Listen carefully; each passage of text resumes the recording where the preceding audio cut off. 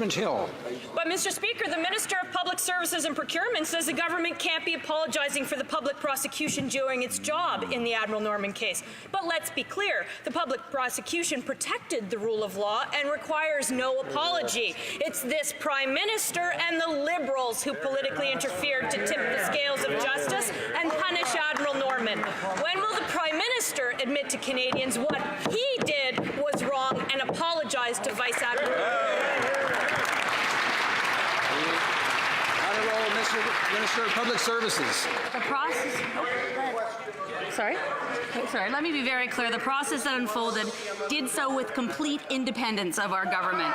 The investigation, the decision to lay in state proceedings, and in fact the prosecution itself was handled by the Public Prosecution Service of Canada. Canadians can be very confident in the independence of our judicial system, Mr. Speaker. Honourable Member for Aurora Oak Ridges, Richmond Hill. Canadians are confident in the Director of Public Prosecutions, but the Minister of Public Service and Procurement stated that the Prime Minister saying Admiral Norman would be in court before he was even charged was not the best framing of words. It was also not the best framing when the Prime Minister refused to provide court-ordered documents and tampered with witnesses, or when the Minister of National Defence refused to pay Norman's legal fees, stating he was guilty. Clearly, the only one being framed was Admiral Norman. When will the Prime Minister apologize for what his government has done to Mark Norman? Honourable Minister of Justice. Order. Mr. Speaker, there were requests for the court, and we provided the court with over 8,000 documents from 7 different government agencies, Mr. Speaker.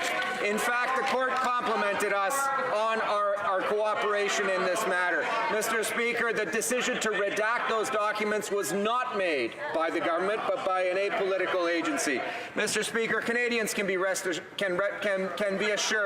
that our judicial system, our prosecution system, operates completely independent of government, and we can be proud of it. Member for Essex. Mr. Speaker, Canadians